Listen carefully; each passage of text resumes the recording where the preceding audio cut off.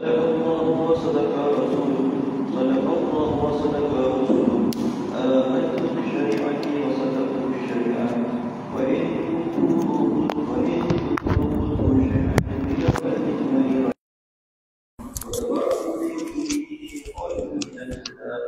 اللهم إني أؤمن بما تعلم أنه الحق عندك وأبرأ إليك مما تعلم أنه الباطل عندك فخذ مني جملا ولا تطالبني بالتفصيل أستغفر الله العظيم وأتوب إليك أستغفر الله العظيم وأتوب إليك أستغفر الله العظيم وأتوب إليك ندمت من كل شر أشهد أن لا إله إلا الله وحده لا شريك له وأشهد أن سيدنا محمدا عبده ورسوله وأن عيسى عبد الله ورسوله وابن أمنته وكلمته ألقاها إلى مريم وروح منه وأن الجنة حق وأن النار حق وأن كل ما أخبر به رسول الله صلى الله عليه وآله وسلم حق وأن خير الدنيا والآخرة في تقوى الله وطاعته وأن شر الدنيا والآخرة في معصية الله ومخالفته وأن الساعة آتية لا ريب فيها وأن الله يبعث من في القبور أشهد أن لا إله إلا الله وحده لا شريك له وأشهد أن سيدنا محمدا عبده ورسوله لا إله إلا الله أفني بها أمري لا إله إلا الله أدخل بها قبري لا إله إلا الله أخلو بها وحدي لا إله إلا الله ألقى بها ربي لا إله إلا الله قبل كل شيء لا إله إلا الله بعد كل شيء لا إله إلا الله يبقى ربنا ويفنى كل شيء لا إله إلا الله نستغفر الله لا إله إلا الله نستغفر الله لا إله إلا الله نستغفر الله لا إله إلا الله نتوب إلى الله لا إله إلا الله محمد رسول الله صلى الله عليه وآله وسلم.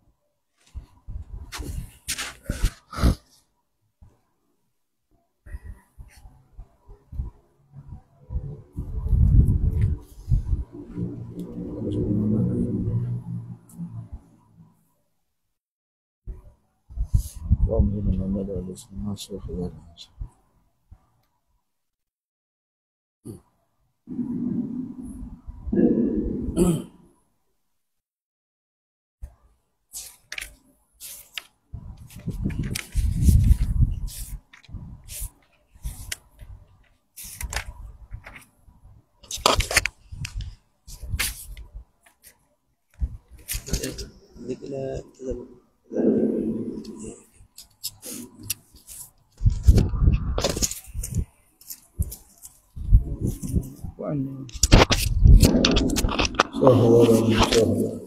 الله الرحمن الرحيم الحمد لله رب العالمين اللهم صل وسلم على سيدنا محمد وعلى ال سيدنا محمد. السلام عليكم ورحمة الله وبركاته. الفاتحة إلى روح سيدنا رسول الله محمد عبد الله صلى الله عليه وسلم، إلى أرواح آبائه وإخوانه من الأنبياء والمرسلين وآله وأصحابه أجمعين، ثم إلى روح سيدنا رسول الله محمد بن عيسى سيدنا الأستاذ العظام فقيه مكلم محمد بن أبي بعلم، جميع سادتنا البعلة وقفة البال إلى أولياء الصالحين، خصوصا صاحب المؤلف الكتاب الإمام الحبيب أبو بكر الحداد والشيخ الحبيب محمد بن زين الهمشي، الشيخ أبو بكر عبد الرحمن بافضل، وصول الشيخ محمد علي بعشان، وصول الفرم الشيخ محمد الحمدود الإجماع، والله يعني درجة الجنة والله العظيم مطباتهم ضعيف سندهم وجعلنا من حزبهم واتبعنا من المصرار من يوم الآخرة على روح الذين والدين ومشايخنا ومشايخكم موادنا موادنا موادنا بسم الله الله لا شكر مغفرة. الله افتح علينا على جميع طلب العلم الشريف فتوح العارفين وفقهنا بالدين ويعلمنا التأويل ويهدينا إلى السبيل، واجعلنا من العلماء العاملين، واجعلنا من الناصر الناشر لشرع الاسلام المسلم بالخير واللطف والعافية. صلى الله سنة ثمر إنما ولخذنا من قبل سبق الأعذاب ولا عتاب ولا فتنة ولا ذنب الحساب مع الذين أدموا النبيين والصديقين والشهداء والصالحين ولا أحدنا بسنة الآخرة ولا حضرة النبي محمد رسول الله صلى الله عليه وسلم. الفاتحة. أعوذ بالله من الشيطان الرجيم. بسم الله الرحمن الرحيم. الحمد لله رب العالمين الرحمن الرحيم مالك يوم الدين إياك نعبد وإياك نستعين اهدنا الصراط المستقيم صراط الذين أنعمت عليهم غير المغضوب عليهم ولا الضالين آمين. بسم الله الرحمن الرحيم الحمد لله رب العالمين والصلاة والسلام على أشرف الأنبياء والمرسلين سيدنا محمد وعلى آله وصحبه أجمعين. اللهم صل وسلم على سيدنا محمد عبدك ورسولك النبي الأمي وعلى آله بعدد الأمل. اللهم افتح علينا حكمتك وانشر علينا من خزائن رحمتك يا ارحم الراحمين. اللهم انا ضعيف وقوي في رضاك معنا وخذ الى الخير بنواصينا واجعل الاسلام من ظهر رضانا. اللهم انا ضعيف وقوينا وانا ذليل فاعزنا وانا فقير وغننا يا ارحم الراحمين. اللهم من وفق اهل الخير للخير واعانهم عليه وارزقنا اللهم للخير واعنا عليه. ربنا زدنا علما ورزقنا فهما انت خير الرازقين. ربنا لا تزغ قلوبنا بعد إذ هديتنا وهب لنا من لدنك رحمة إنك أنت الوهاب. ربنا آتنا في الدنيا حسنة وفي الآخرة حسنة وقنا عذاب النار. صلى الله عليه وسلم محمد وعلى آله وصحبه وسلم. الحمد لله رب العالمين. Bismillahirrahmanirrahim. Kitab terjemah Kalimah Al-Hadramiyah karangan Al-Alamah Syekh Abdullah bin Abdul Rahman bin Fadl Al-Hadrami rahimahullah taala pada muka surat 151.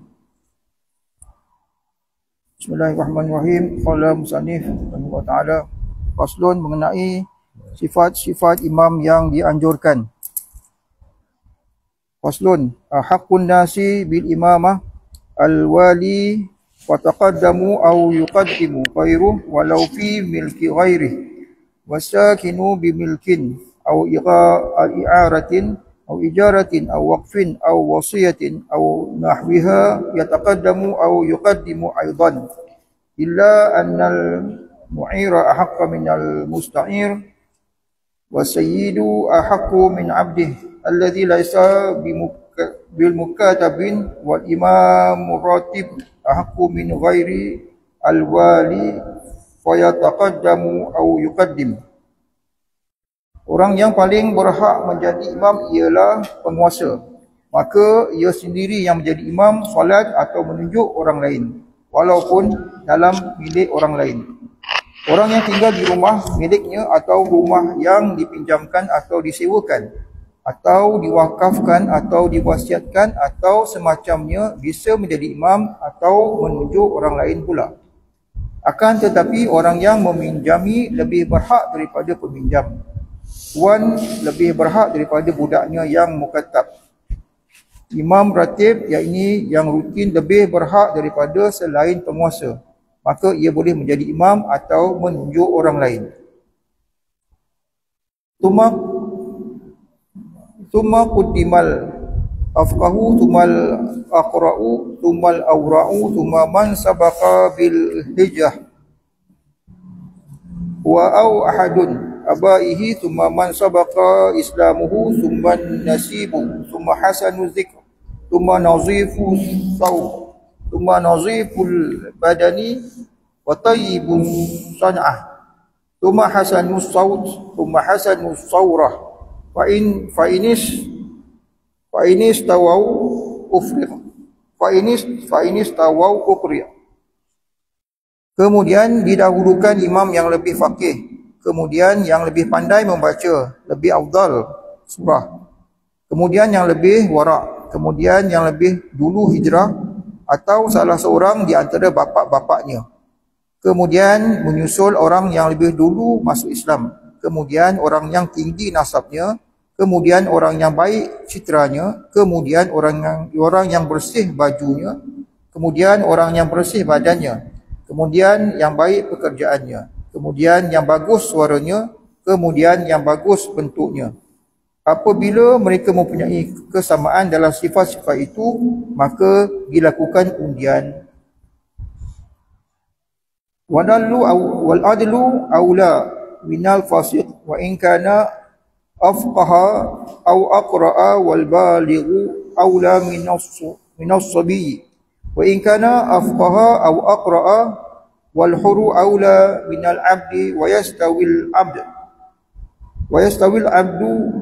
yastawil abdul faqih wal huru ghairuhul faqih wal muqimu aula minal musafir wa waladul halali aula min waladil min wa waladul halali aula min waladiz zina wal a'ma mithlul basir. Orang yang adil lebih utama daripada orang yang fasik, meskipun ia lebih faqih atau lebih hafal surah. Orang yang sudah baligh lebih utama daripada anak kecil, meskipun anak itu lebih faqih atau lebih hafal surah.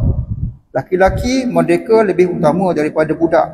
Akan tetapi budak yang faqih sama kelayakannya dengan laki-laki merdeka yang tidak faqih. Orang yang mukim lebih utama daripada musafir, dan anak dari hubungan halal lebih utama daripada anak zina. Sedangkan orang buta seperti orang yang bisa melihat. Bismillahirrahmanirrahim.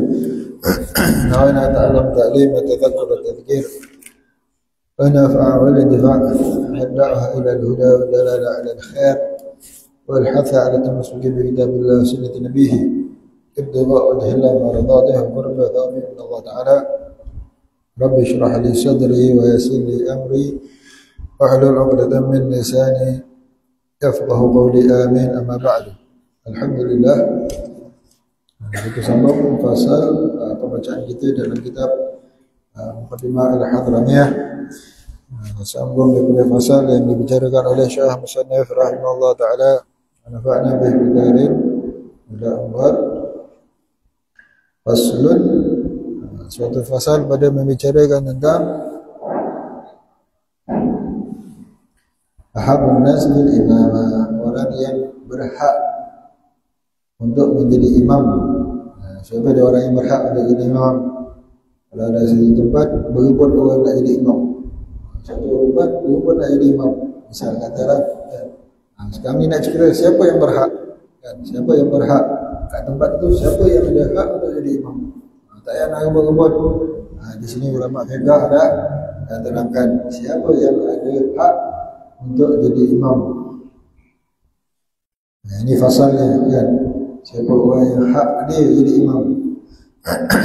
Haqqun nas bil imamah al-wali. Orang yang berhak menjadi imam ialah wali, pemimpin tempat itu, pemimpin tempat itu. Pada tempat yang dia wilayah, di kawasan di bawah kekuasaannya, kan?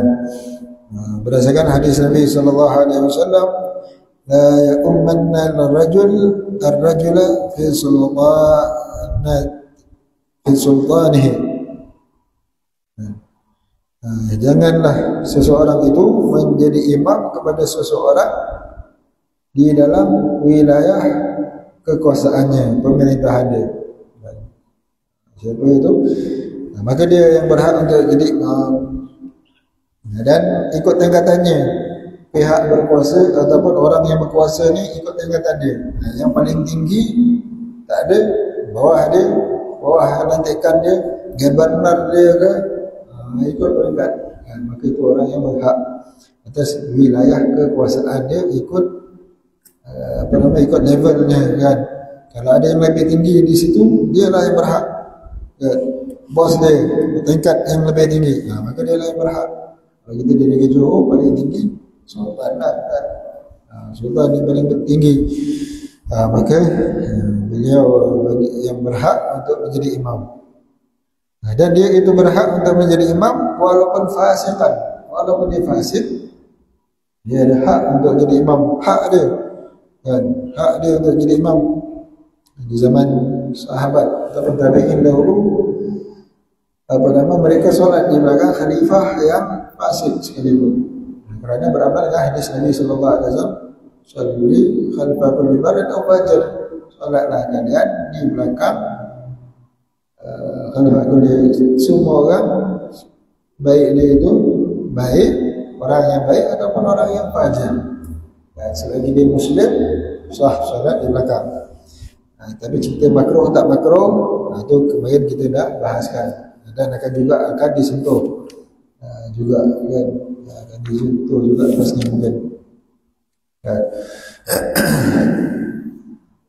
Jadi itu yang berhak untuk menjadi imam ialah al-wali, pemerintah, pihak berkuasa, orang yang berkuasa, punya kekuasaan. Maka dia itu fa yataqaddam atau yuqaddim ghairahu, sama ada dia sendiri nak jadi imam ataupun dia berlantik, dia boleh pilih awak jadi imam kan, dia boleh arah agak hak ada, dia nak sendiri jadi imam ataupun dia boleh arahkan siapa-siapa yang dia nak ada sah solat dia jadi imam kan, kerana dia yang berkuasa kan, dia punya hak dia terpulang pada dia, dia berkuasa mutlak. Wala fi milki ghairihi, walaupun bukan tempat milik dia kan, wala fi milki ghairihi, walaupun pada tempat yang bukan milik dia kan, walaupun bukan pada tempat yang milik dia tapi diizinkan untuk solat kat situ, maka dia ada kekuasaan untuk menjadi imam ataupun memerintahkan.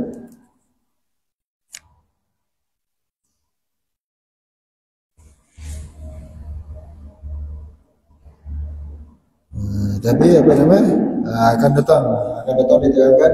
Tapi kalau dalam bab solat jenazah, dan dalam bab solat jenazah kaum kerabat lebih utama, itu nanti akan diterangkan dalam bab solat jenazah. Ini kalau cerita dalam solat jemaah, wali pada tingkatannya itu yang berkuasa, dia sendiri ataupun dia memerintahkan.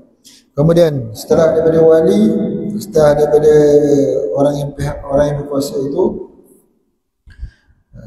wasakinu bimilkin au i'aratin au ijaratin au waqfin au wasiyatin yataqaddam au yuqaddim. Hilang larinya. Okay, yang itu lagi baiklah.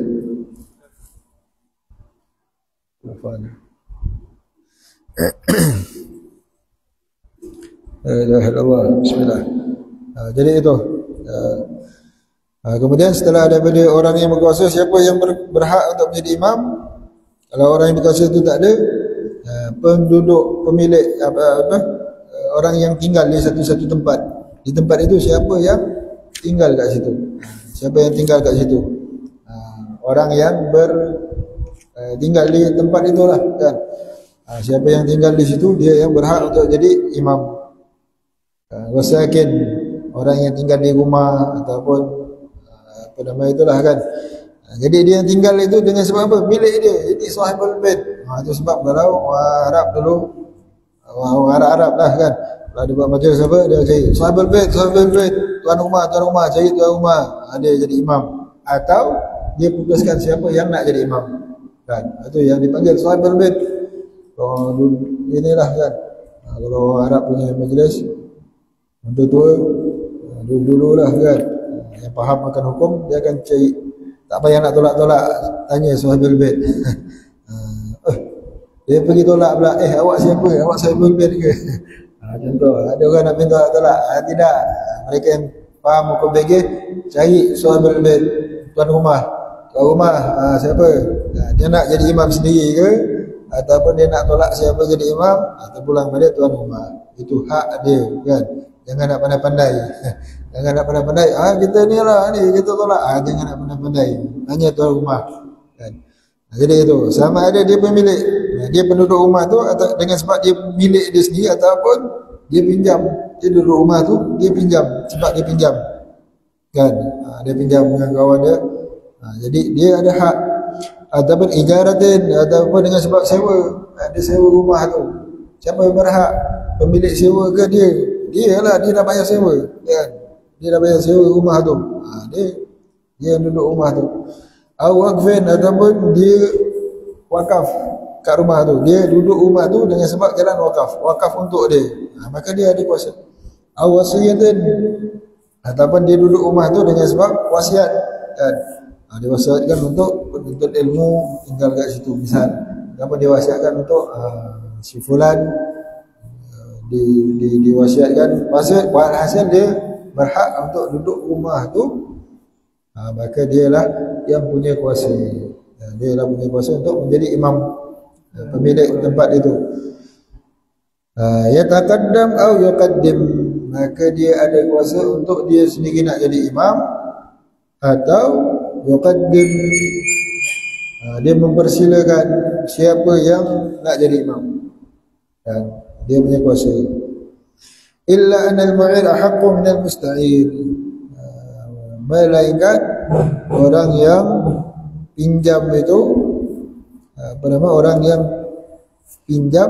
orang yang pinjam rumah, orang yang dia tuan rumah itu sendiri lebih berhak. Dalam kes ini, kalau dia pinjam dengan orang lain, dia berhak.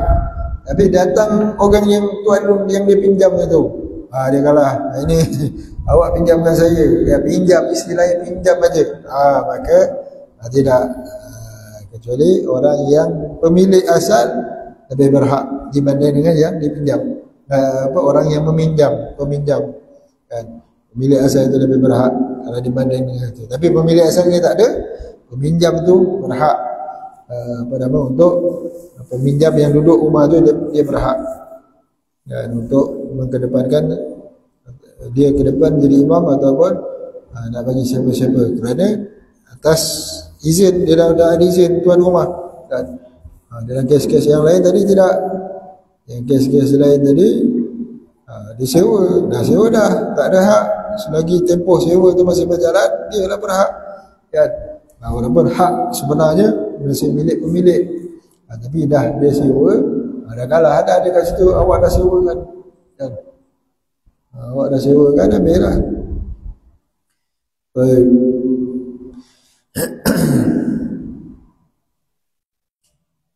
Dan juga kecuali wasayyid ahaqqu min 'abdihi alladhi laysa bimukatab. Kecuali juga dalam kes kalau rumah ini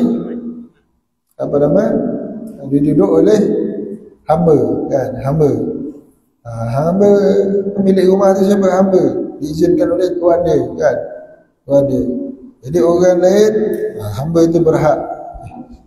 Tapi kalau tuan dia ada, tak boleh lah kan. Tuan dia ada, hak tuan dia kan, tuan dia lebih berhak kan. Kecuali kalau hamba tu bukan hamba yang ada perjanjian untuk dibebaskan dengan jumlah sekian, maka hamba itu ada kuasa kan, maka dia ada hak kan, dia berhak untuk menjadi imam.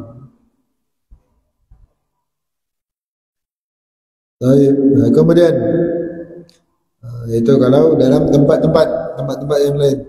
Macam mana kalau tempat itu tempat solat jemaah seperti di masjid dan surau? yang ada imam tetap, kan? Imam yang dilantik.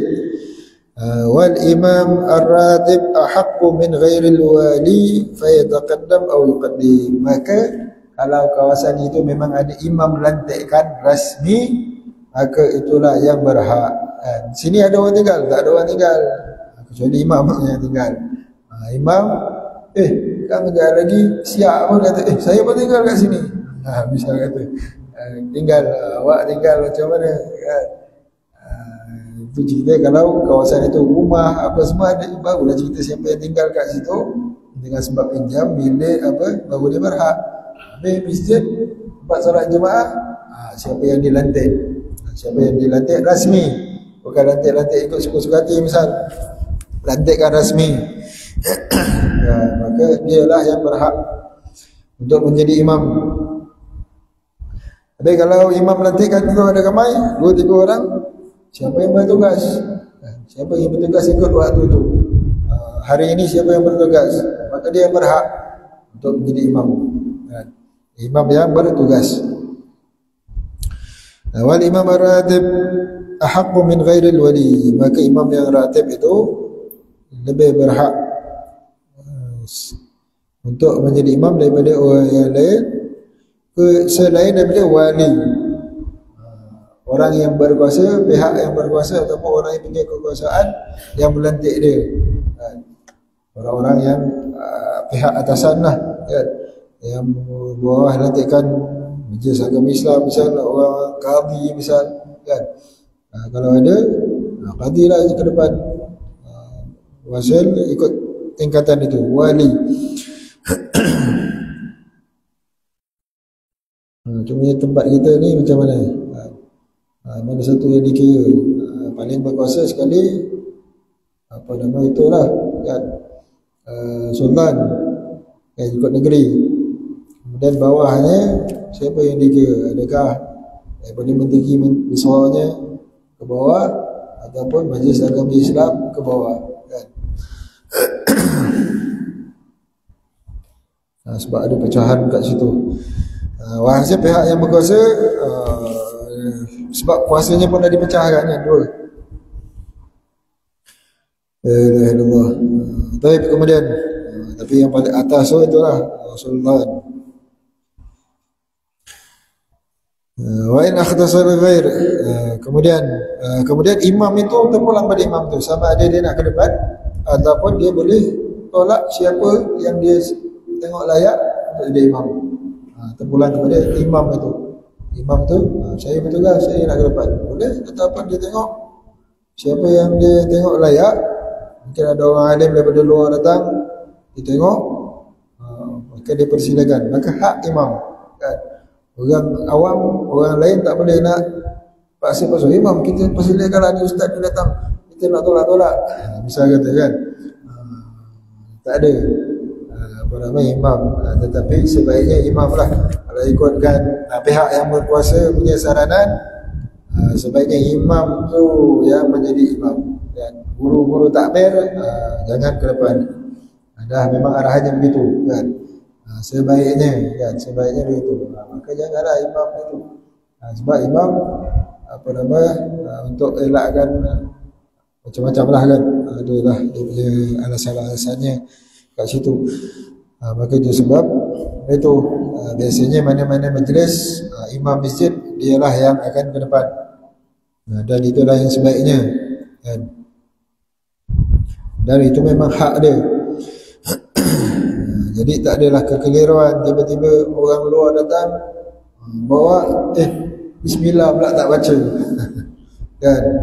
Dia datang untuk cerita tentang sekian-sekian, misal katalah kemahin-kemahin punya cerita, dan ada cerita untuk minta bantuan tentang Palestin ke apalah, kan, minta bantuan, tiba-tiba dia tolak pula dia ke depan, dah tak baca bismillah. Satu hal, jabat agama kena telefon, apa pasal ni imam ini bagi orang tak baca bismillah, dah macam mana kita? Dah satu hal. Itu sebab pejabat agama punya arahan, imam yang bertugas dia lah jadi imam, siapa pun datang, kan?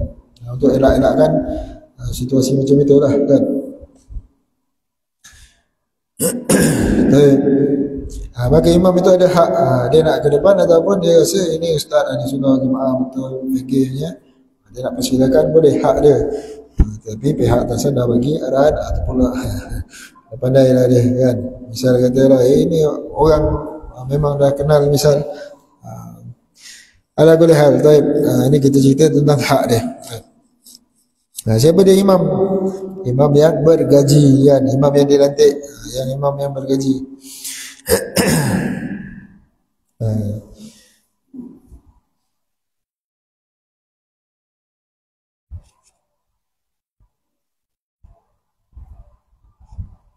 Tapi kalau imam tu tak ada kan, imam tak ada ataupun imam tak hadir ataupun imam tak izinkan ataupun tak disangka akan ridhonya imam, macam mana orang nak solat jemaah? Sunat untuk pergi hantar orang, panggil imam, ketuk pintu bilik imam, minta izin kan. Sunat untuk minta izin imam, kita nak solat jemaah ni kan, minta izin nak jadi imam, imam tak nak keluar, kita nak jadi imam, ataupun imam ada nak perintahkan siapa-siapa, wakilkan siapa-siapa yang layak kan. Kalau tidak nanti boleh jadi makruh kan. Imam ni ada, misal katalah orang pandai-pandai jadi imam, imam pula rajuk, awal baru sampai tiba-tiba lambat 9 minit aja sakit perutnya pasal tiba-tiba orang dah depan, misal kata menunjuk imam, misal katalah contoh, misal kata maka makruh jadi imam itu, kecuali kalau masjid itu masjid tepi jalan, macam kat sini kan, masjid tepi jalan, orang luar ramai datang. Ini yang cerita makruh ni kalau masjid itu, surau itu tempat yang tak ada orang luar, memang orang tu lah kan, Zuhur, Asar, Maghrib, Isyak orang yang sama, itu kena panggil imam. Panggil imam, beritahu, minta izin. Sebaiknya imam kalau tak ada, beritahulah awal, pesan awak Bilal, awak jadi imam, turun minta haji tu, ataupun tak ada, siapa-siapa lah, kawan ada urusan emergency misal, dia mana izinkan. Kalau tak tahu izin imam, takut jadi isu, kena minta izin imam, imam ini macam mana begini kan. Kalau tidak boleh jadi makruh, kecuali masjid tepi jalan, masjid tepi jalan tak makruh kan, tak makruh. Bahkan kalau berbilang jemaah pun tak makruh kan, walaupun berbilang jemaah tak makruh, sebab biasanya masjid tepi jalan ada musafir kan, ada musafir tak makruh. Jadi kalau tak ada keperluan baru jadi makruh kan. Jemaah yang kedua tu, jemaah pertama belum selesai, jemaah kedua dia buat, tak dapat pahala jemaah, itu kalau tak ada keperluan makruh. Tapi kalau musafir nak segera, nak buat jamaah ke apa lagi kan, bisa kata itu tak makruh, berbilang jemaah pun tak ada masalah kan. Begitu. Sebab imamnya nanti akan nahan lambat, orang musafir biasanya nak segera kan, misal, maka tak ada masalah, dia nak jalan dulu, buat jemaah dulu, tak ada masalah kan. La ilaha illallah. Baik,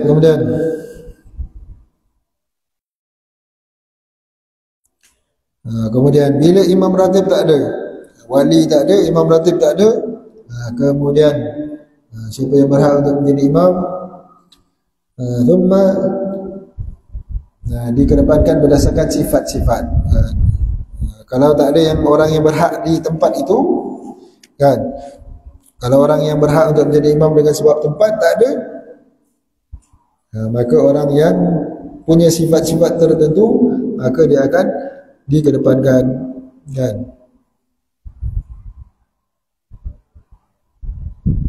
Dikedepankan berdasarkan sifat-sifat. Siapa dia yang paling terkedepan untuk menjadi imam?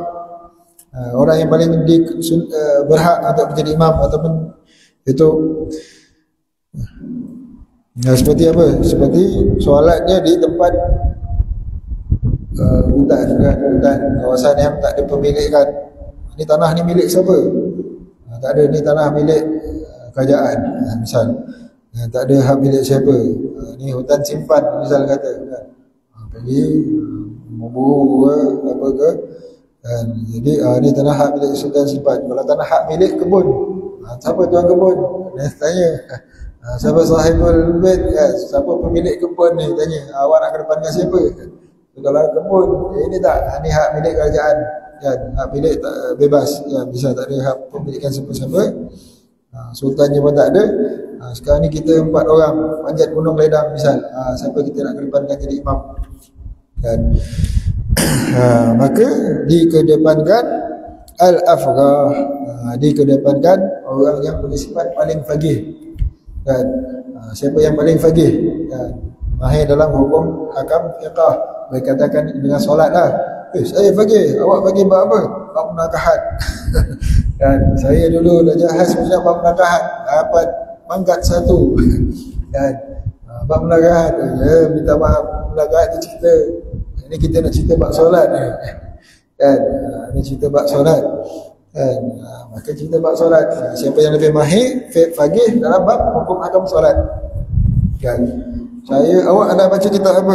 Saya baca kitab Safinatul Najah. Awak? Saya dah baca kitab Muqaddimah Hadramiyah. Banyak masalah dalam solat kat situ. Kalau kita awak lah ke depan jadi imam. Begitu, kan? Mahir dalam ilmu fikih, kan? Ini kalau sama lah, kan? Ataupun itu perbezaan dikedepankan yang faqih. Kerana apa? Kerana dalam solat lebih berhajat kepada ilmu fikih. Banyak masalah-masalah dalam solat kemungkinan terjadi. Siapa yang tahu masalah itu? Orang yang faqih, kan? Sekiranya berlaku kejadian begini-begini, maka siapa yang tahu? Orang yang faqih, belajar hukum hakam faqih, dialah yang tahu macam mana nak selesaikan situasi. Buat apa, tertambah ke tertinggal ke, kan? Kalau yang sunat, dia tahu mana yang sunat, mana yang tidak, apa yang patut dibuat, kan? Maka itu, maka kejadian-kejadian dalam solat ada banyak, maka dikedepankan yang faqih. Misal kata, kita kan sama-sama baca halaqah kitab fiqh pada Hadramiyah. Kan, saya datang, kehadiran saya 100%. Awak 50%. Minggu ni ada, minggu depan tak ada. Kedepankan yang faqih tu lah. Misal kata, tak, saya sama-sama datang, saya tak pernah miss, misal kata. Baik, kalau begitu, ummat al-aqra, sama-sama level kitab fikih, kan? Kefaqihannya sama-sama. Begitu. Maka kedepankan siapa yang paling al-aqra, siapa yang paling mahir bacaannya, siapa yang paling mahir bacaannya, maksudnya apa dekat sini? Al-aqra, siapa yang lebih baik bacaannya. Satu pendapat, al-aqra ialah mereka yang lebih sahih bacaannya. Bacaan mesti sahih, kan? Bacaan mesti betul baru sah bacaan solat dia. Ini dua dia sah, tapi siapa yang lebih sah, siapa yang lebih betul sebutan dia. Kalau ini tadi mungkin sah dengan sebab qaul, ini sah dengan atas pendapat muktamad, maka kedepankan yang ini.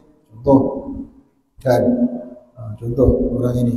Ataupun dua-dua betul, tapi yang lebih fasih, sebutan dia lebih baik, makhrajnya, tajwidnya, kan? Itu lebih sahih bacaannya, maka dia yang dikedepankan. Itu satu pendapat. Itu yang disebutkan dalam kitab Tuhfah dan Nihayah. Sebahagian mereka mengatakan al-aqra maksudnya apa dia? Orang yang lebih baik bacaannya, yakni orang yang lebih banyak hafalannya. Awak hafal apa? Saya hafal ayat lazim saja, surah-surah lazim saja saya hafal. Saya hafal lebih sikit surah lazim dan lebih sikit juz amma, tak sampai tapi lebih sikit. Maka kedepankan yang itu contohnya. Misal kalau dah sama itu, ada dua pendapat kat situ. Orang yang lebih baik qiraatnya, bacaannya apa dia maksudnya? Yang lebih sahih satu. Pendapat yang kedua, yang lebih banyak hafalan, kan? Maka dikedepankan yang itu. Maka di sini kita tengok faqih dikedepankan dibanding dengan orang yang baca, kan? Sedangkan syaratnya mesti apa itu, kan? Kerana apa? Dalam bab solat penting ilmu fikih untuk menentukan sah. Kerana orang yang baik bacaan belum tentu dia tahu hukum hakam solat. Tapi kalau dia pun sama-sama tahu, Dia faqih juga, dia pun apa, Qurannya bagus, sebutannya betul, dikedepankan. Dia punya kelebihan untuk dikedepankan. Baik, kemudian kalau sama, kan, masing-masing bacaan Al-Qurannya sama, kan, bacaan Al-Qurannya sama masing-masing, hafalannya sama.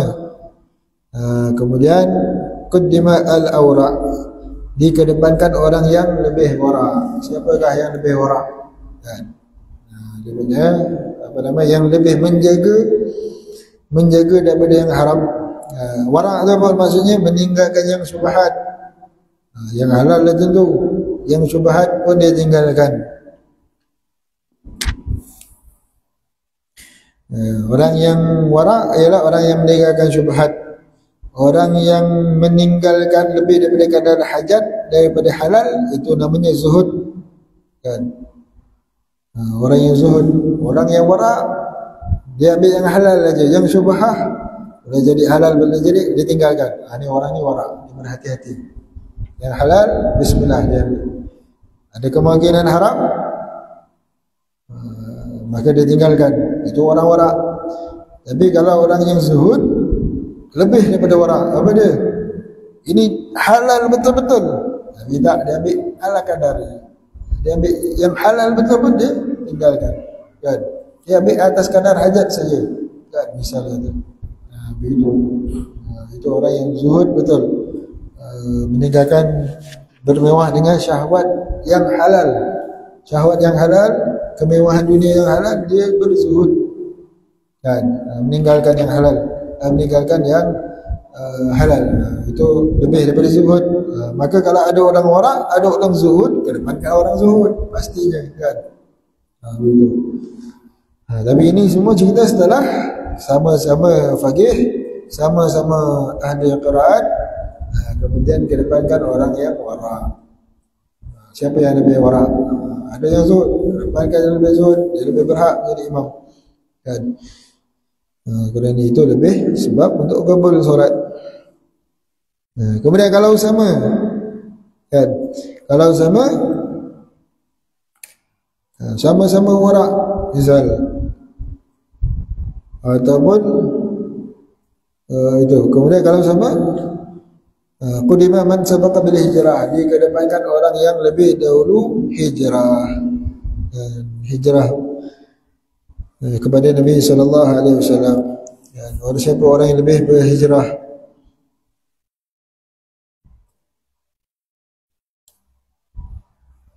Dia ataupun salah seorang daripada bapaknya, kan, datuk keturunan dia. Siapa yang lebih awal berhijrah? Dia daripada kalau keturunan sahabat masing-masing, kan, keturunan sahabat.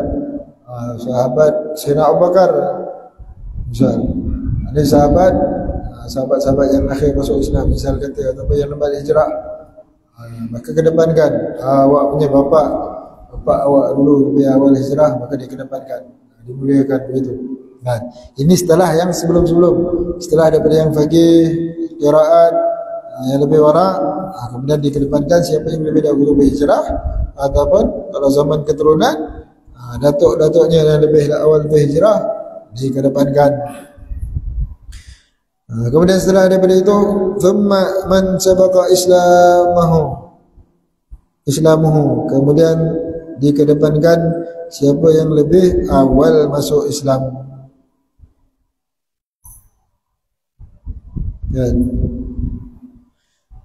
Maka kalau siapa yang lebih awal masuk Islam, misal ada satu orang dia baru masuk Islam ini hari, ada orang dah berusia, lanjut usia, dia masuk Islam ini hari, semalam pemuda baru masuk Islam, pemuda itu yang dikedepankan, sebab dia pastinya dia dah lebih belajar, kan. Tapi itulah dimuliakan orang yang lebih awal, lebih lama masuk Islam, sebab selalunya dia akan lebih belajar hukum-hukum Islam, dia lebih dah belajar tentang solat, kan, begitu. Kalau sama-sama masuk Islam serentak, dua-dua masuk Islam semalam,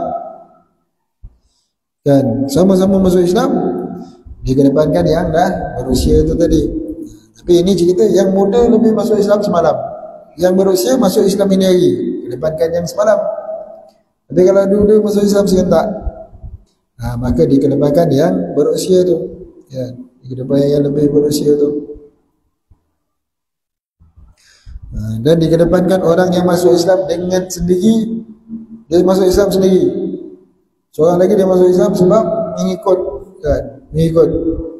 Sebab apa? Sebab Islam keturunan, misal. Ni orang yang masuk Islam sendiri. Sebab apa dia masuk Islam? Mak dia masuk Islam, bapak dia masuk Islam, otomatik anak jadi Islam. Yang ni saya masuk Islam sendiri, misal. Dan maka dikedepankan orang yang masuk Islam sendiri, walaupun dia lebih lambat. Yang masuk Islam budak-budak ni tadi 10 tahun lepas, masa saya kecil, bapak saya masuk Islam. Kalau ikut hukum betul, salah seorang masuk Islam, otomatik anak jadi Islam, kan? Itu ikut hukum sebetulnya. Tapi kalau ikut undang-undang tidak, kan? Ikut undang-undang sekarang, itu yang kita cerita hukum fikih, kan? Kalau ikut hukum fikih, salah seorang masuk Islam, otomatik anaknya masuk Islam, kan? Otomatik. Meninggal anak itu wajib dimandikan, kafankan, membumikan, solatkan, kan? Hukumnya begitu. Jadi ini cerita budak ni dah masuk Islam bila? 10 tahun lepas. Mak dia masuk Islam, bapak dia masuk Islam, otomatik dia Islam. Yang ini baru masuk Islam, tapi dia masuk Islam sebab apa? Sendiri dia masuk Islam. Dia kaji-kaji, dia punya Islam dia lagi kuat, maka dimuliakan dia. Dia lebih berhak jadi imam dibanding dengan budak yang dah 10 tahun ini, kan? Itu kalau bacaan dia dah betul lah, kan? Dia baru masuk Islam ini hari, baru sebulan, tapi bacaan dia betul, dia kedepankan lah. Begitu. Setelah daripada fagih, setelah daripada sebelum-sebelum ni lah, ni ceritanya, bacaannya setelah itu sama-sama bacaan, misal. Maka dikedepankan yang ini tadi. Kemudian thumma an-nasib, kemudian dipandang dari segi sudut keturunan. Keturunan yang macam mana? Keturunan yang ditimbang ketika dalam kafaah pernikahan. Dalam pernikahan kan ada satu bab kafaah, apa nama? Kafaah maknanya kahwin paksa, bapa boleh paksa anak perempuannya kahwin tanpa rela kalau anaknya masih gadis, kan? Tapi di antara syaratnya kahwin tu mesti sekufu, kan? Kalau kahwin sekufu tak boleh paksa tu, kan? Bab sekufu dalam bab pernikahan. Pernikahan kesekufu dari segi pekerjaan, sekufu dari segi taraf hidup, kan? Budaya itu semua ada dipandang. Tapi di sini yang dimasukkan ini ialah nasab dalam bab sekufu, iaitu Hashimi, kan? Keturunan Bani Hashim, tak sama bangsa Quraisy, kan? Bani Hashim, Bani Muttalib, tak sekufu, misal. Ya dengan yang selainnya, misal, maka itu dikedepankan orang yang keturunan Bani Hashim, Bani Muttalib dibanding dengan yang lain. Maka kalau ada Bani Hashim, Bani Muttalib, dikedepankan setelah daripada yang itu tadi, yang sebelum-sebelum ini, kan? Fagih, ikut urutan dia tu lah, kan? Kedepan yang fagih, al-aqra sama, waraknya sama, Islamnya sama, misal, hijrahnya sama, datuk neneknya sama hijrahnya, kemudian ataupun dia tak tahu, misal, kemudian apa nama, dikedepankan yang keturunan an-nasib. Kemudian husnul dzikir, kemudian dikedepankan siapa dia? Setelah daripada nasab, dikedepankan orang yang orang sebut dia dengan baik, kan? Sebutan untuk dia, orang banyak puji. Sebut nama fulan, oh dia tu orang baik, kan? Oh baguslah, semua orang terima, kan? Orang terima dengan dia, maka dia layak jadi imam, kan? Tanya dia, kita lantik dia ni jadi imam boleh? Oh ya, dia memang orang baik, orang bagus. Maka kedepankan semua jemaah terima, misal kata. Maka dia dikedepankan setelah yang sebelum. Sebab apa? Sebab kalau orang tak suka, solatnya tak naik, kan? Solatnya tak naik, dia solat jadi imam, jemaah dia tak suka, Allah menyampah lah dia pula jadi imam. Misal dia tahu orang tak suka dia sengaja ke depan, maka bahaya, bahaya dia punya solat, tak terangkat kan. La ilaha illallah. Kemudian summa nadhifu sawb, kemudian orang yang lebih bersih pakaian dia, siapa paling smart, dia jadi imam. Faqih, masing-masing sama faqih. Qura, baca Quran sama-sama hafal satu kelas kan. Yang lain-lain ni semua satu kelas. Sekarang kita nak pilih siapa pula ni kan. Satu kelas semua sama aje, markah sama aje semua kita. Siapa baju paling smart. Awak baju ada kedut, tak payah. Saya baju paling smart, misal kata lah kan. Itu yang berhak untuk jadi imam. Pakaiannya bersih. Dan kemudian wajahnya bersih kan. Siapa yang wajahnya smart, saya tu lupa nak potong jambang tengah berselerak ni, lupa nak sikat misal. Ini ayat awak tak sikat. Yang smart ini penampilannya cantik dikedepankan. Thumma nadhiful badan, kemudian orang yang bersih badan dia. Kemudian orang yang baik pekerjaan dia kan, dikedepankan orang yang baik pekerjaan setelah daripada itu. Satu orang ni kerjanya kerja yang baguslah dan kerjanya bersih. Satu orang ni pekerjaan dia mungkin dipandang hina di sisi masyarakat kan. Orang masyarakat dari segi hukum halal, masyarakat pandang kerja-kerja yang bermain dengan kotoran misal kan. Orang pandang di sisi masyarakat pandang itu, maka dikedepankan orang yang pekerjaannya yang baik kan. Sebab ni nak cerita tentang berjemaah kan, nak cerita tentang jemaah supaya orang solat khusyuk kan. Maka itu diambil kira kan, diambil kira. Tapi dari segi hukum, kalau jemaah semua okey, dia itu, maka silakan, dari segi hukum tak ada masalah. Boleh jadi hakikatnya dia yang imam kan. Boleh jadi itu, kalau hati dia betul bersih kan. Apa nama, jemaah ni penuh masjid, imamnya hatinya ingat apa keduniaan dia, ingat sawit dia, ingat apa dia, misal contoh. Yang tukang pekerjaan yang ini teruk tadi, yang pada pandangan manusia, tukang pekerjaan sampah ke, tukang apa ke kan, dia sahab kat belakang, tapi hatinya betul lillahi ta'ala. Solat diterima, diangkat oleh Allah SWT dengan sebab dia kan. Bukan sampah ni, tukang angkat sampah ni tadi dengan sebab, maka hakikatnya dia lah jadi imam kan, hakikatnya. Tapi ni untuk kita jaga jemaah, jaga manusia, hati orang, maka itu dikedepankan. Sama bajunya sama badannya sama bersih. Siapa yang lebih baik pekerjaan dia kan. Pekerjaannya lebih dipandang baik, pandang bersih, dia dikedepankan. Orang yang lebih baik suara dia, suara lebih siapa lebih sedap didengar, maka dikedepankan. Kerana apa? Kerana ini semua bahagian daripada hati condong kepada dengannya untuk mendengarkan bacaannya, baru dikedepankan.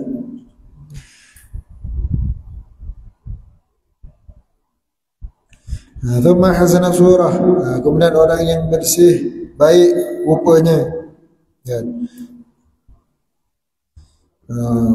Mukanya siapa sama ni, katakanlah sama semua, kerja sama kan, belajarnya sama, fikir ni semua sama, bajunya pun sama, smart dia kan, suara pun sama, merdu misal kata. Siapa yang paling handsome paling baik pandangannya, maka dia kedepankan. Kemudian sama juga, sama-sama handsome, misal kata, siapa yang isterinya lagi cantik sebab apa? Sebab dia lagi tenang jiwanya kan, misal kata, isterinya lagi cantik, kemudian dia matanya lebih terjaga. Ini dari segi zahir je lah kan. Isterinya lagi cantik, antara dua orang ni contoh, siapa isterinya lagi cantik, maka hati dia, matanya lebih terjaga ya, contohnya. Kemudian kalau sama juga, sama-sama cantik, misal isterinya masing-masing, fal abyadu tauban, maka dikedepankan orang yang pakai baju putih dibanding dengan orang yang baju hitam. Ini dalam syarahnya. Dikedepankan orang yang baju putih dibanding orang yang baju hitam.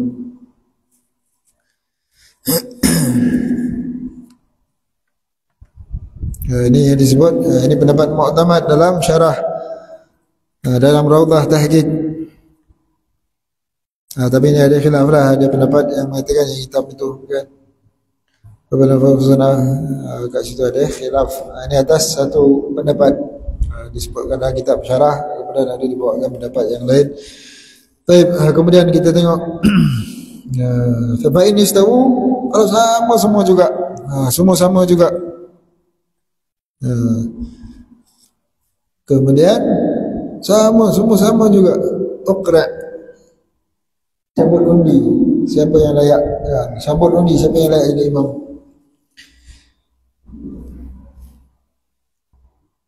Itu satu bab kan. Itu satu bab tentang kelayakan siapa yang layak jadi imam. Kalau sama semua, cabutlah undi kan. Sama aja semua, cabut je lah undi, siapa yang layak jadi imam. Itu dah satu bab. Kemudian wal adlu aula min al fasik wa in kan afqah au aqra. Orang yang adil kan, orang yang adil lebih berhak menjadi imam, lebih utama kan, lebih utama menjadi imam dibanding dengan orang yang fasik. Walaupun orang yang fasik itu lebih faqih. Itu ini satu bab yang lain. Kalau ada orang yang adil apa dia? Orang yang meninggalkan maksiat, meninggalkan dosa besar, dan tidak membiasakan dosa kecil. Itu orang yang adil. Dan adil dalam bab syahadah ni, layak menjadi saksi ya. Orang yang adil, yang tidak membiasakan melakukan dosa kecil, tak buat dosa besar, dan tak membiasakan dosa kecil, taatnya lebih banyak daripada maksiatnya, ya, maka itu lebih berhak menjadi imam dibanding dengan orang faqih yang fasik. Yang alim ni, saya hatam kitab Minhaj, layak jadi mufti, tapi fasik, buat maksiat, dosa besar, terang-terang kan. Awak tak layak jadi imam sebab fasik kan. Wali lain cerita, pemerintah, orang yang berkuasa, dia berhak walaupun fasik, hak dia, tapi sama-sama tak berhak kan. Sama-sama bukan tempat, hak tempat ni. Kalau sama-sama, maka kedepankan orang yang adil walaupun tak faqih. Tak faqih maknanya, tapi dia tahu hukum akam, dia lebih berhak menjadi imam. Walaupun fasik itu lebih merdeka, walaupun fasik itu lebih faqih, walaupun fasik itu lebih baik bacaannya, lebih banyak hafalannya, hafiz Quran, alim, tapi fasik. Saya dah khatam Quran, hafaz Quran, saya dah khatam kitab, tapi fasik. Yang faqih yang itu tadi lebih afdal jadi imam, orang yang adil itu tadi. Baik, walaupun hamba kan, walaupun hamba, dia lebih utama untuk menjadi imam. Baik, ke mana itu?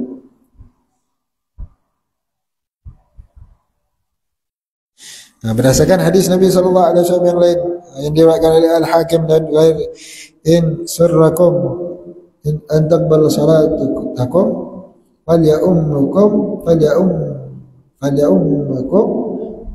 khiyarukum fa innahum wafdakum fima bainakum wa baina rabbikum. Sekiranya kesukaan kalian agar solat kalian diterima oleh Allah Subhanahu Wa Taala, maka hendaklah yang menjadi imam kalian orang yang terbaik daripada kalangan kalian. Kerana mereka umpama orang tengah perantara antara kalian dengan Tuhan kalian. Ya. Maka itu kan, berdasarkan hadis ini, maka inilah yang dibahaskan oleh ulama. Kalau ada orang yang adil kan, Apa dia cerita kat sini? Kalaulah nak suka nak solat kita diterima oleh Allah Subhanahu Wa Taala, maka hendaknya yang menjadi imam itu adalah orang yang terbaik daripada kalangan kita. Kan? Siapa dia orang yang terbaik? Orang yang paling kurang buat dosa, dia yang terbaik. Kan? Orang yang paling kurang buat dosa, dia yang terbaik dia untuk jadi imam. Iaitu orang yang adil. Kan? Orang yang adil. Hendaklah orang yang terbaik, orang yang menjadi imam itu orang yang terbaik daripada kalangan kalian. Mereka menjadi perantaraan ya antara kalian dengan Tuhan kalian.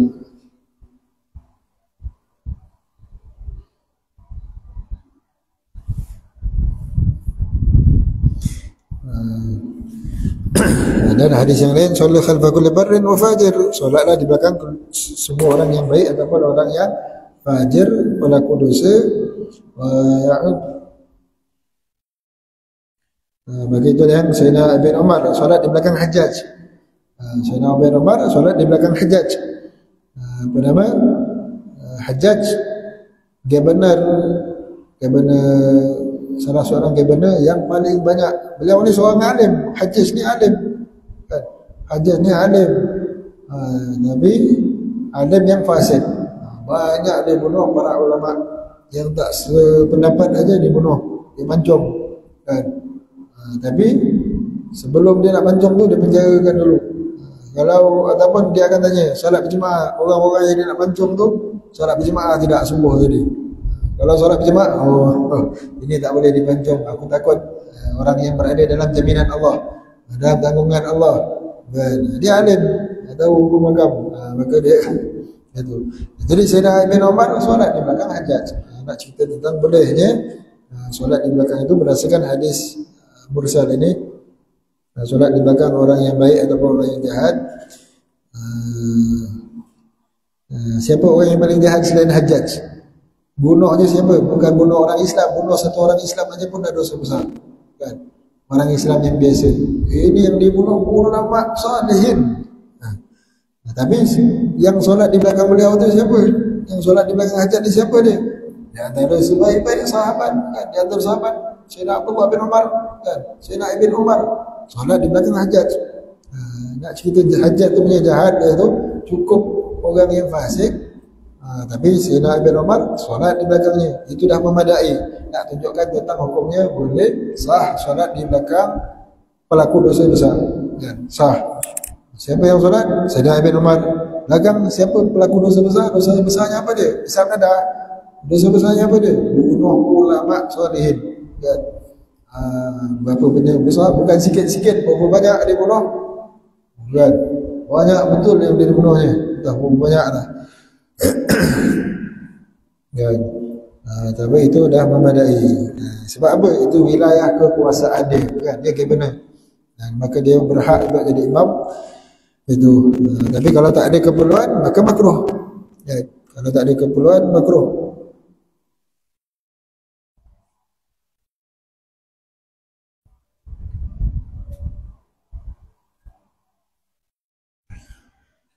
La ilaha illallah.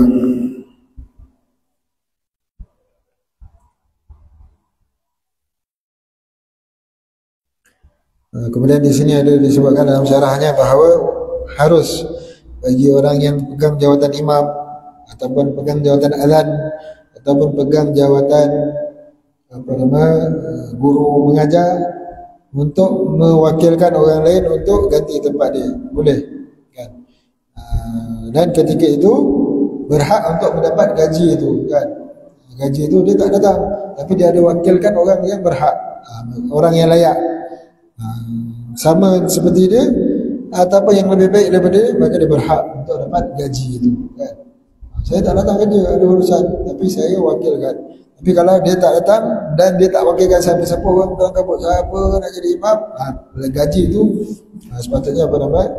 Tak berhak kan. Gaji itu patutnya kena dipotong begitu.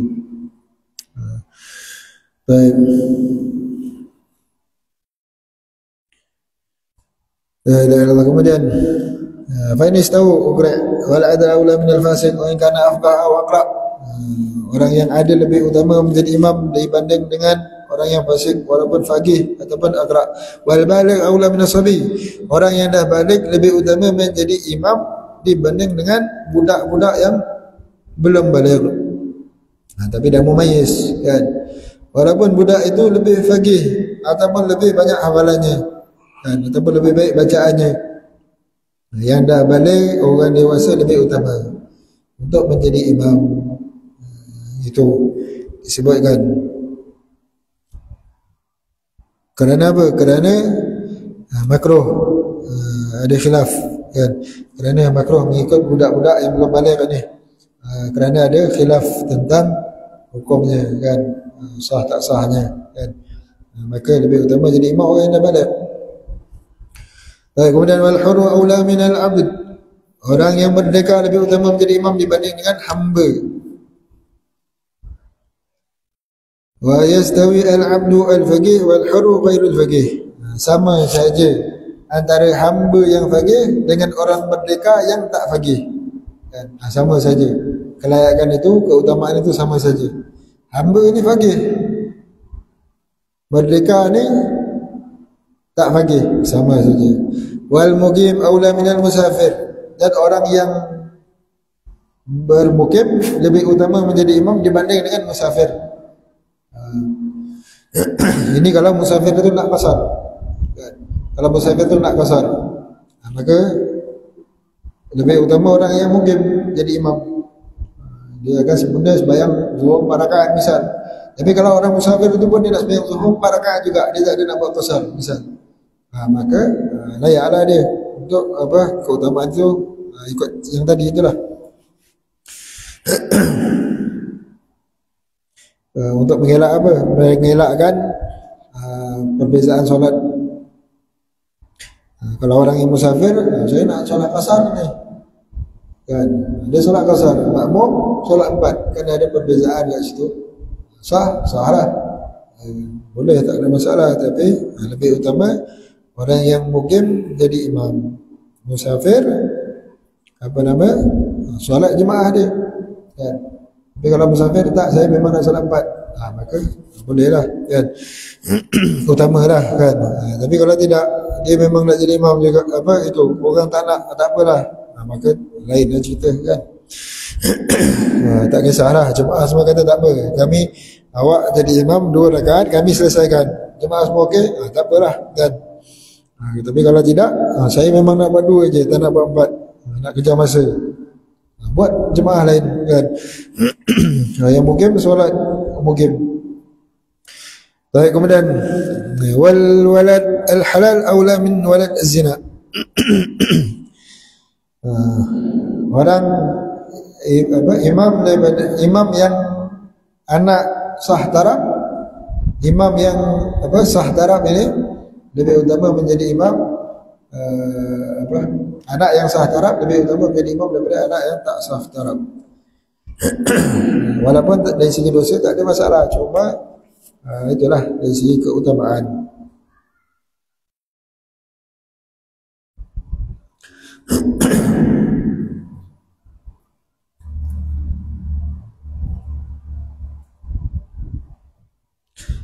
Walad zina ataupun tak kenal, tak tahu siapa bapa dia kan, pun sama juga. Siapa bapa tak tahu, anak zina ke, dia rahsiakan. Bapaknya siapa tak tahu, sama juga cerita dia. Ini tahu nasab mak bapak dia kenal, dia lebih utama menjadi imam dibanding dengan budak ini yang, ataupun orang ini yang bapaknya tak dikenali. Siapa bapak dia tak tahu, siapa kenal, awak tak kenal. Anak haram ini zina tak tahu statusnya. Walaupun lebih faqih ya, walaupun lebih faqih, maka lebih utama yang dikenali ini dibanding dengan itu. Kemudian wal a'ma kal basir, adapun kalau imam yang matanya celik dengan imam yang matanya buta sama saja, sama level kan. Wal a'ma kal basir, orang yang celik dengan orang yang buta sama keutamaannya. Kalau yang lain sebelum ni semua sama, tak ada dibeza lebihkan dengan yang lain, sama. Sebab apa? Yang buta ini lebih khusyuk, yang celik ini lebih menjaga daripada najis kan.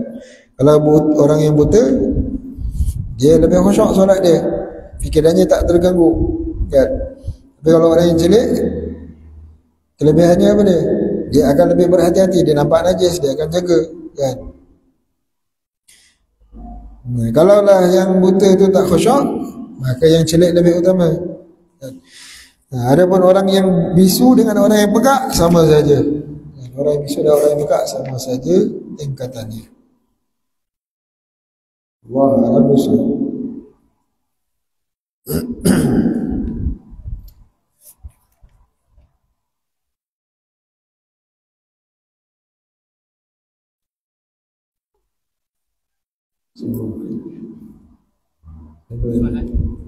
Ada soalan?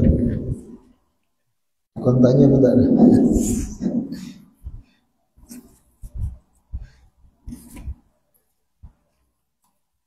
Ini cerita sajalah kan. Dari segi hukum fikih, kita kena tahu juga kadang-kadang terjadi kan. Tapi biasanya orang tak ikut. Yang penting kalau tempat itu Alwi pernah terjadi lah kan. Dua-dua imam ada jadi isu kan. Satu-satu tempat tu kadang-kadang jadi isu. Dua imam, siapa yang layak jadi imam kan. Siapa yang bertugas, dia yang layak jadi imam. Tak payah nak gaduh-gaduh. Kalau dia belajar ilmu fikir, tak payah nak gaduh-gaduh kan. Saya tak nak dia jadi imam.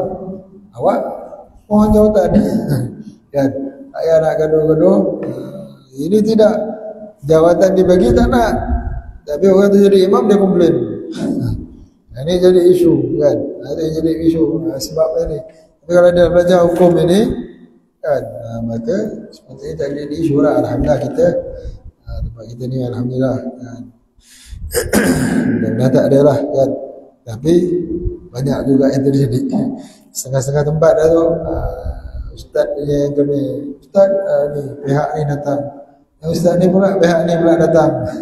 Dengan dua hal. Ustaznya pula yang nak pening, nak kena fikir macam mana. Biasanya kita serah pada pejabat agama lah, tuan kadi lah yang akan putuskan, selesaikan masalah tu. Biasanya kalau jadi macam itu, pengebutan macam itu, pejabat kadi lah yang pemutusnya kan. Jadi begitu. Tak payah nak gaduh-gaduh. Bismillah. Mikrofon Ada soalan insya-Allah. Kalau sangkut tu rumah dia nanti anaknya, tapi anaknya dia belum balik dan belum dia ada orang lain yang lebih pakai daripada anak dia. Tapi anak dia solat sah lah, bacaan semua bagus. Ada anaknya Belum belum balik. balik. Maka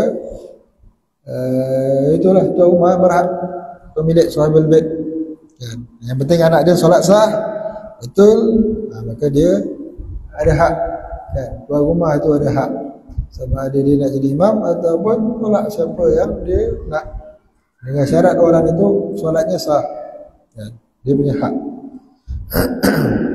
Begitu hak tuan rumah.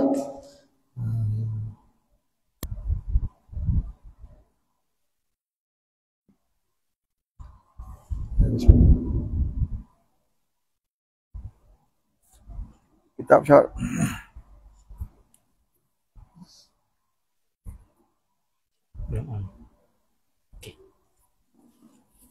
kitab syarah Ainiyah. Kitab terjemah syarah Ainiyah karya Al-Habib Ahmad bin Zaid Al-Habsyi rahimahullah taala, muka surat 245. Bismillahirrahmanirrahim. Qala musannif rahimahullah taala, Imam Alwi bin Muhammad bin Ali, beliau Al-Sayyid Al-Jalil Al-Alim Al-Amil Al-Zahid, susuk yang memiliki kedudukan tinggi, kekeramatan yang luar biasa, terhiasi oleh ilmu-ilmu laduni dan rahsia-rahsia ghaib. Al-Imam Al-Arif Billah Abu Abdullah Alawi bin Faqih Muqaddam Muhammad bin Ali Ba'alawi, semoga Allah memberi kita keberkahan beliau. Amin. Beliau adalah maha guru besar yang mendapat izin ilahi untuk berbuat sekendak hatinya. Bahkan hal ini berlaku setelah perpindahan beliau ke alam barzakh. Hal ini dibuktikan oleh Maha Guru yang besar. Beliau mendapat keistimewaan dari Allah untuk memahami rahsia-rahsia ilahi dan alam barzakh. Bahkan beliau diberi kelebihan dapat menghidupkan dan mematikan atas izin Allah. Dapat mengenali tanda-tanda siapa yang bakal masuk syurga dan siapa yang bakal masuk neraka. Bila berkata kepada sesuatu, jadilah, maka atas izin Allah hal itu akan terjadi seperti yang beliau inginkan. Hal ini dijelaskan oleh para arifin billah dan para wali Allah yang mencapai kedudukan tahqiq. Bahkan mereka juga meriwayatkan beliau berkata, aku berada di kedudukan Imam Al-Junaid. Suatu hari ayahnya berkata padanya, yang kali itu ia masih kanak-kanak, engkau dapat mengenali orang yang celaka dan orang yang bahagia. Cuba bacalah tanda yang ada di dahiku. Beliau pun mendapati tanda di ayahnya sebagai orang yang berbahagia dan memberitahukan hal ini kepada beliau. Suatu kali hilal tidak nampak, lalu beliau berkata, malam ini aku telah melihatnya nampak di lautan kudrat ilahi ketika aku sedang sujud di Masjid Al-Alawi.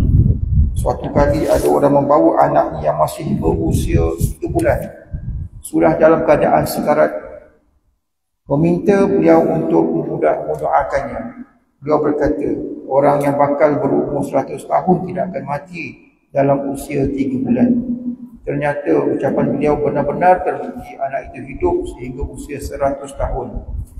Beliau dapat mendengar bacaan tasbih benda-benda mati ketika berkunjung ke makam kakeknya Nabi Muhammad sallallahu alaihi wasallam. Dia dapat menyaksikan Nabi sallallahu alaihi wasallam dalam keadaan terjaga disertai oleh Abu Bakar dan Umar radhiyallahu anhu. Beliau bertanya, bagaimana kedudukan kami di sisimu wahai kakek? Beliau sallallahu alaihi wasallam menjawab, kedudukanmu di kedua mataku wahai Alawi. Lalu beliau sallallahu alaihi wasallam bertanya, lalu bagaimana kedudukanku di sisimu wahai Syekh Alawi? Dia menjawab, di atas kepala. Mendengar hal ini, Abu Bakar radhiyallahu anhu berkata, engkau belum membalasi ungkapan Rasulullah SAW dengan baik, wahai Alawi.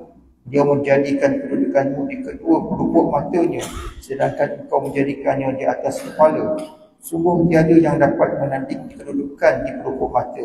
Oleh kerana itu, sedekahkanlah 100 dinar kepada fakir miskin sebagai bentuk ungkapan rasa syukur darimu.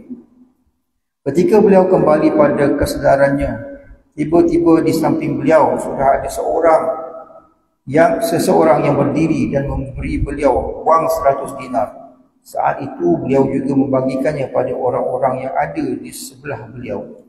Ketika beliau lama belum menikah, calon keturunan beliau yang ada dalam tulang sulbinya berkata, kami sekarang dalam tulang sulbimu, menikahlah atau kamu tidak, kami akan keluar secara paksa. Setiap kali isteri beliau mengandung, pasti janin itu berkata, aku anak yang soleh atau aku hamba yang soleh. Beliau sangat menjaga namanya hingga semasa hidupnya tidak ada seorang pun dari kalangan Bani Alawi yang memberikan nama beliau pada anaknya. Kalaupun ada niatan, pasti niat itu akan diurungkan atau orang itu akan lupa hingga ia berniat memberi nama yang lain. Beliau merupakan susuk penolong yang cepat bagi siapapun yang bertawassul memohon pertolongan beliau. Al-Alamah Al-Muhaddis Al-Imam Muhammad bin Ali Khairit Al-Alawi mengatakan dalam kitab Al-Ghurar, Syekh Abdul Rahman bin Ali memberitahu bahawa para arif billah mengatakan 3 orang dari kalangan Bani Alawi ini, perlindungan mereka dan pertolongan mereka selalu siap. Barang siapa yang bertawassul dalam doanya dengan mereka, niscaya terkabul. Mereka adalah Imam Alawi dan putranya Ali, juga Syekh Umar Al-Muqdar. Mengenai hal ini, beliau mengungkapkan dalam syairnya, bila kamu takut suatu perkara atau merasa ada mara bahaya, bertawassullah kepada mereka, niscaya mereka menolongmu dan hadir di sebelahmu. Panggillah nama Alawi dan putranya Ali. Begitu juga Umar untuk menghadapi perkara yang besar dan sulit. Beliau dilahirkan di kota Tarim dan tumbuh dalam pendidikan ayahnya. Beliau mengambil darinya ilmu dan makrifat, mengikuti jejaknya dalam syariat hakikat dan hakikat. Bahkan beliau berhasil mendidik saudara-saudaranya menjadi guru-guru besar, di antaranya Syekh Abdullah, Syekh Abdul Rahman, Syekh Ahmad dan Syekh Ali. Ibu beliau dan juga ibu saudara-saudari beliau ialah Syekhah Al-Arif Billah Ummul Fuqara Zainab binti Sayyid Al-Faqih Ahmad bin Muhammad Sahib Marbat, dan ibunya berasal dari keluarga Bashar. Kedua puteranya iaitu Syekh Ali dan Abdullah menimba ilmu dan pendidikan dari beliau. Selama hidupnya beliau hanya meninggalkan 2 orang anak, seperti yang kita sebutkan di atas. Ibu mereka adalah Fatimah binti Sayyid Ahmad bin Alawi bin Muhammad Sahib bin Bad. Ayah beliau Al-Fatih Muqaddam memujinya dan mengisyaratkan kelak beliau akan menjadi wali besar.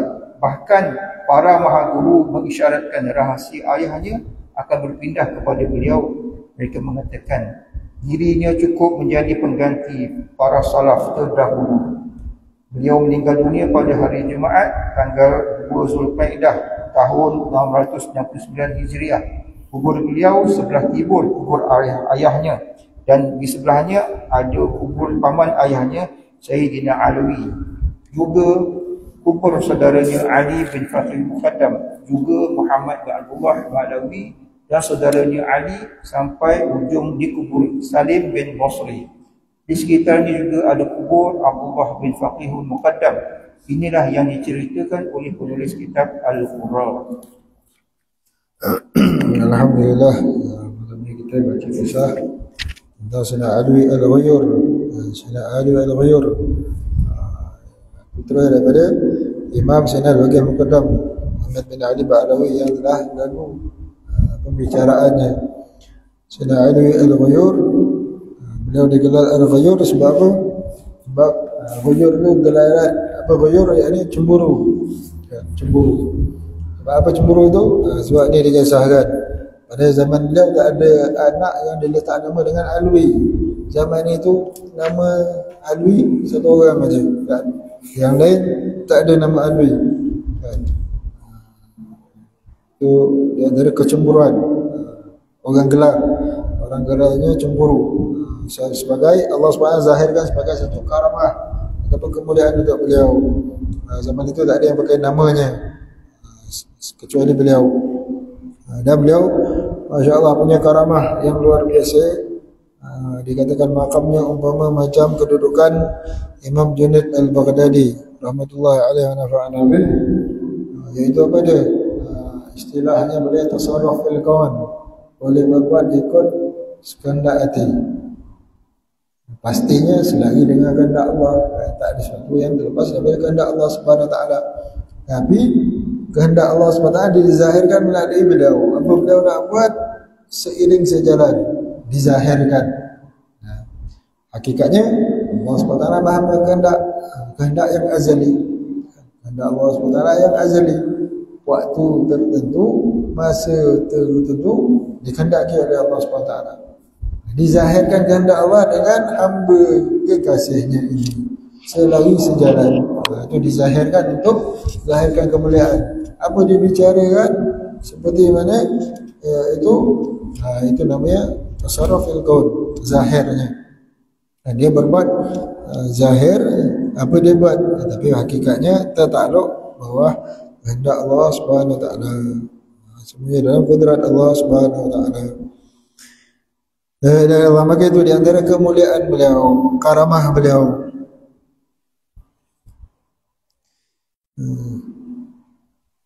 Dan beliau diberikan karamah faham rahsia-rahsia ilahi alam barzakh.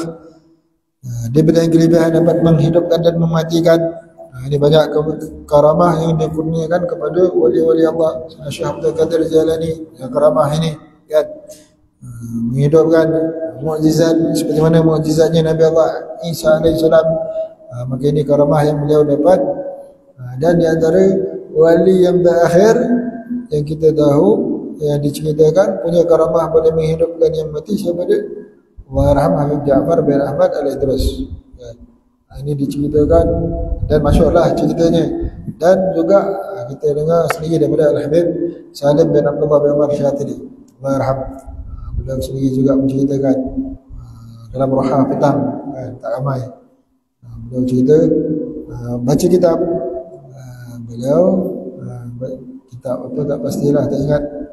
Tapi beliau Syuf, beliau kata ni wali-wali dulu, dulu zaman dulu walinya besar-besar, gemuk-gemuk.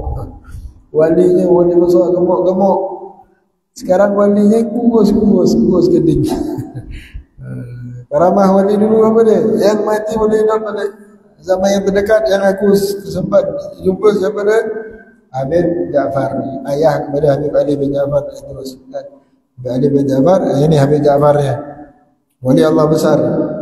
Ada orang nak meninggal tukang bukhornya kan. Bukhor meninggal. Dia bawa bukhornya jatuh tumbang meninggal sampai ajal. Atau beliau kata, "Oi, bangun. Jangan nak meninggal ni. Jangan nak meninggal kat sini. Bangun dari sana. Macam kejut orang tidur je." Kan, karamahnya. Kan, karamahnya. Dan dia kisahkan seorang solehin minta izin, Habib, ini kita saat pertemuan akhir kita, saya dah dapat khabar insyaAllah meninggal sekian-sekian, dah tak jumpa lagi lah kan. Dapat tanda-tanda, dah dapat mimpi nak meninggal sekian-sekian, kita dah tak jumpa lah ni hari yang terakhir. Tak ada, belum masa kau nak meninggal lagi.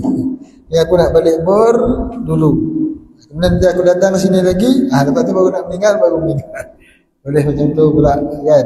Nampak macam cerita dongeng, dapat kat Wahabi memang dikutuk lah, tapi itu yang terjadi kan. Dapat kat Wahabi memang dikutuk, tapi itu yang terjadi. Ini diceritakan orang yang fiqah. Nak percaya, tak percaya, tak jadi salah pun kan. Benda harus kan, benda harus pada akal kan. Benda yang harus, tapi dari segi apa, ini cerita oleh orang yang fiqah, bukan cerita dongeng. Kalau siapa orang tepi-tepi jalan yang tak kenal siapa cerita, ya, ini cerita fiqah, orang yang fiqah, orang yang faqih, orang yang alim, orang yang zuhud, orang yang wara', orang yang berhati-hati daripada cakap bohong. Cerita dia nampak ini kejadian yang berlaku, disampaikan dalam kitab-kitab macam ini. Perawi-perawi siapa? Orang yang fiqah. Kita terima kan. Bukan sembarangan cerita kita terima.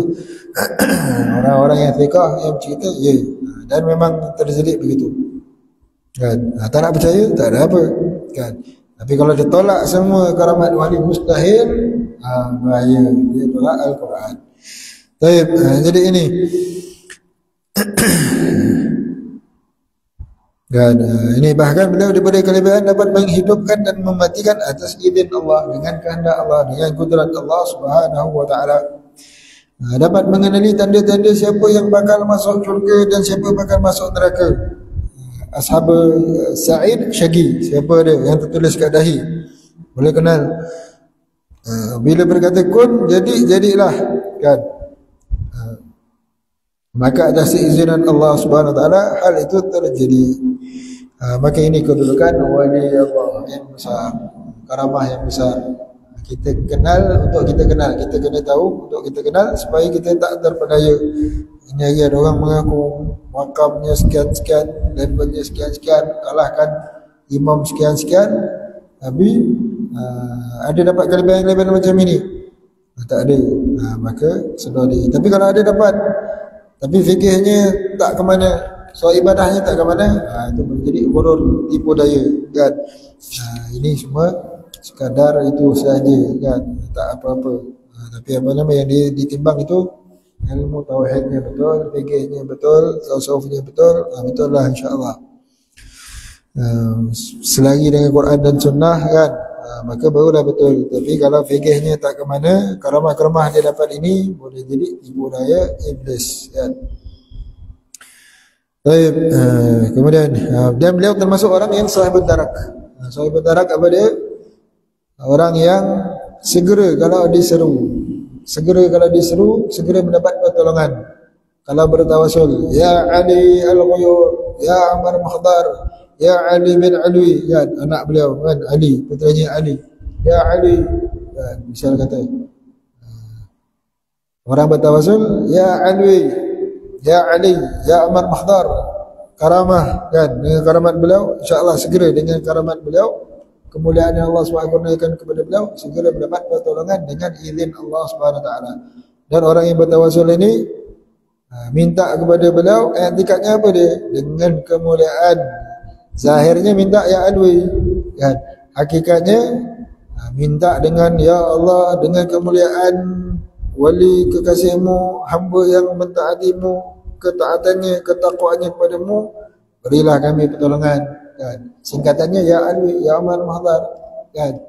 Tapi kembalinya kepada tawasul itu, i'tikadnya minta kepada Allah ataupun minta kepada si fulan ini agar diminta kepada Allah, tak lepas daripada Allah, kan? Sumber utamanya.